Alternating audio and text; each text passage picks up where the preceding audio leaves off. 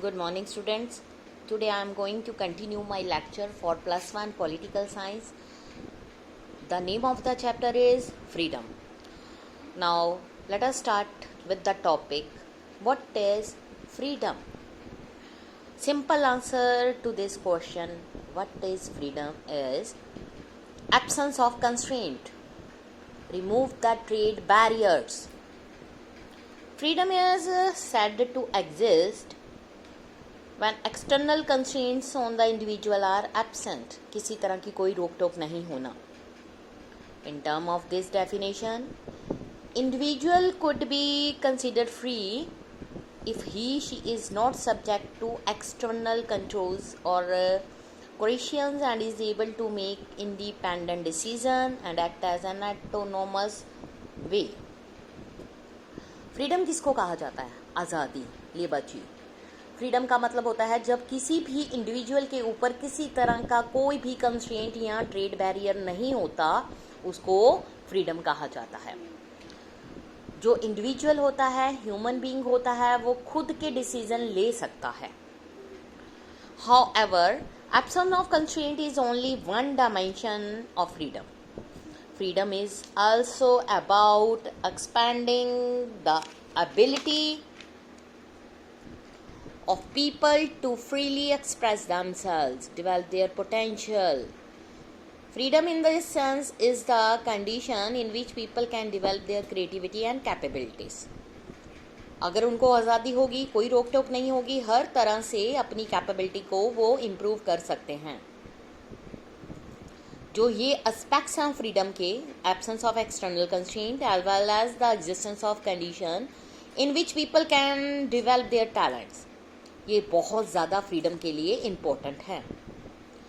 Free society वो होती है जो अपने सारे मेंबर्स को इनेबल करती है कि वो अपनी पोटेंशियल को डेवलप करें अगर उनके ऊपर कुछ सोशल कंस्ट्रेंट होंगे.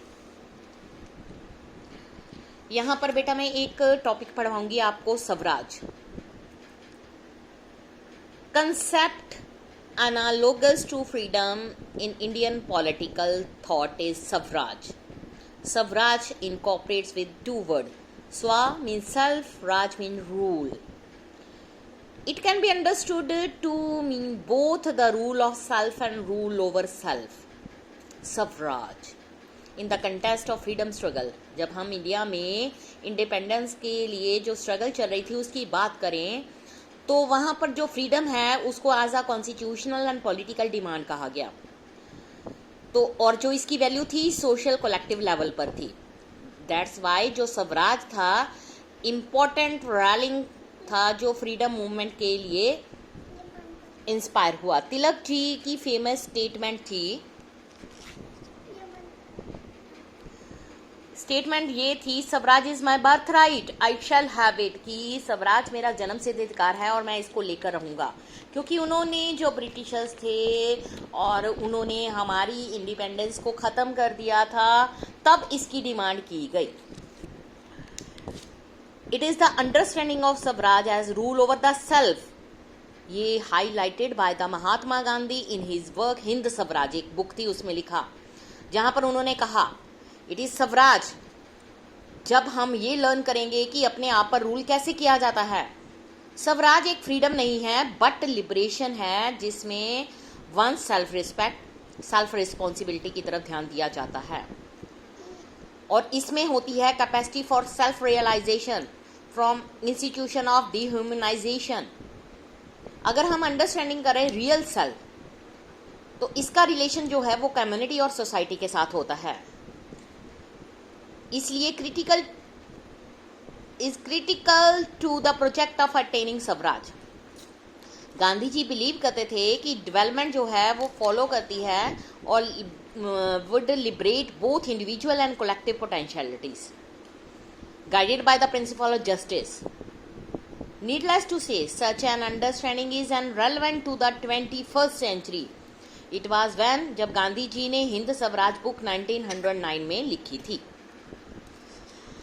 अब हम बात करें फ्रीडम की, कोई भी इंडिविजुअल जो सोसाइटी में रह रहा है उसको होप होती है कि वो total absence of any kind of constraint और रिस्ट्रिक्शंस के अलावा हर तरह से अपनी लाइफ का एंजॉय करे। इसलिए ये नेसेसरी बन जाता है कि कौन से सोशल कंस्ट्रेंट जस्टिफाइड हैं और कौन से नहीं, कौन से एक्सेप्टेबल हैं और किन को रिमूव किया जाना चाहिए। To understand which social constraint are necessary, इसके लिए discussion on freedom need to look at the को relationship between the individual and society, यानी कि ग्रुप, कम्युनिटी और state within which he she is placed, जिसमें human being रह रहा है। That is we need to examine the relationship between individual and society. हमें इसके लिए सोसाइटी और इंडिविजुअल के बीच में जो रिलेशन है उनके बारे में देखना पड़ेगा। We would need to see which features of society जो है अलाउ द इंडिविजुअल कि वो फ्रीडम कैसे चूज करें, डिसाइड करें, एक्ट करें, किस चीज को ना चुनें। We would need to determine which features are desirable, which are not, which should be removed, which should not. Further, we need to see जो principles हैं which we use to differentiate necessary from unnecessary constraints will also apply to relationship between individual groups and nation. Freedom का मतलब होता है जो individual किसी society में रहते हैं उनका मेन मकसद होता है वो अपनी लाइफ को हर तरह से इंजॉय कर सकें। गांधी जी ने अपनी बुक हिंद स्वराज में ये लिखा था कि स्वराज यानी कि अपना राज होना चाहिए, किसी के अंडर रहकर कोई काम नहीं करना चाहिए, खुद की सेल्फ रियलाइजेशन होनी चाहिए। इंडिविजुअल का सोसाइटी के साथ क्या रिलेशन है, इंडिविजुअल का ग्रुप ऑफ नेशन के साथ क्या रिलेशंस है, हम अपनी कंट्री में रहकर अपनी जो फ्रीडम है उसका एंजॉय कैसे कर सकते हैं। Thus far, we have defined freedom as the absence of constraint. To be free means to reduce or minimize social constraint that limit our ability to make choices freely. However, this is only one limit or aspect of freedom. To put it in another way, freedom also has a positive dimension as well as negative dimensions. अगर हम बात करें तो freedom के positive और negative दोनों dimensions होती हैं।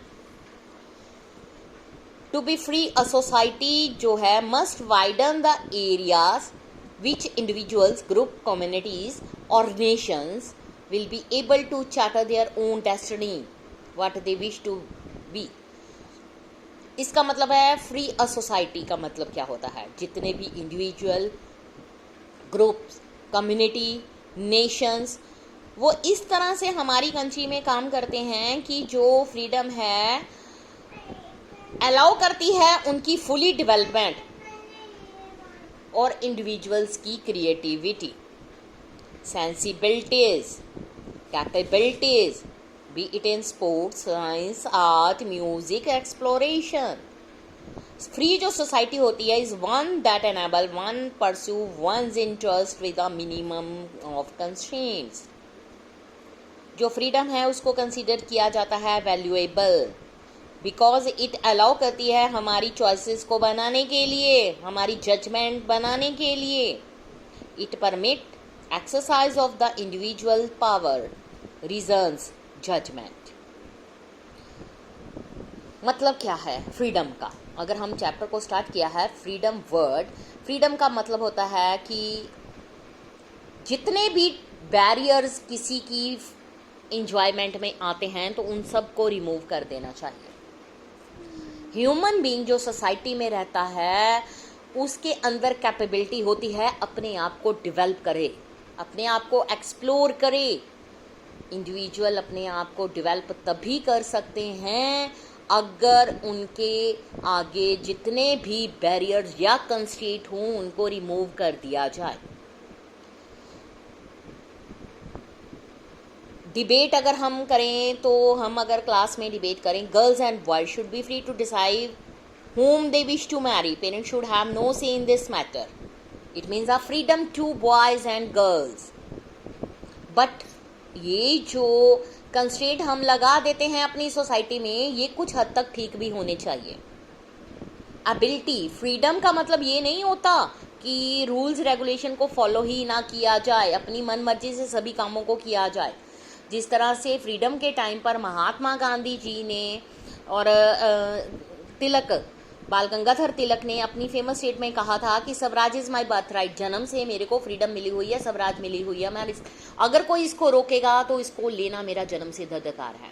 क्योंकि उस टाइम जो अंग्रेज थे उन्होंने, ब्रिटिशर्स ने हमारी कंट्री पर कब्जा कर लिया था, उसको अपने अंडर कर लिया था, अपने रूल्स रेगुलेशन चलाए थे और हमारी कंट्री के लोगों पर लिमिट्स लगा दी थी। हम कोई भी डिसीजन अपना नहीं ले सकते थे। इसलिए जब हमारी कंट्री को इंडिपेंडेंट मिली तो हमारे जो कॉन्स्टिट्यूशन के फ्रेमवर्कर्स हैं उन्होंने सबसे पहले इस चीज़ की तरफ देखा कि सोसाइटी को डेवलप कैसे किया जाए। सोसाइटी तभी डेवलप होगी अगर इसमें जितने भी कंस्ट्रेंट हैं लोगों पर लगाए गए उनको रिमूव कर दिया जाए। लोग कुछ रूल्स रेगुलेशन के अंडर रहकर अगर काम करेंगे तो उनकी डेवलपमेंट होगी, अदरवाइज नहीं। ये चीज़ें जो हैं हमने अब इस चैप्टर में डिस्कशन में करेंगे। हमारा अगला टॉपिक होगा द सोर्सेज ऑफ कंस्ट्रेंट्स। जो भी ह्यूमन बीइंग के रेस्ट्रिक्शंस लगाई जाती हैं फ्रीडम के आगे, वो कौन कौन से कंस्ट्रेंट हैं, उनको कैसे रिमूव किया जाए, ह्यूमन बीइंग की कैसे डेवलपमेंट की जाए, ये कल के लेक्चर में अपना मैं कंटिन्यू करूँगी। Thank you students.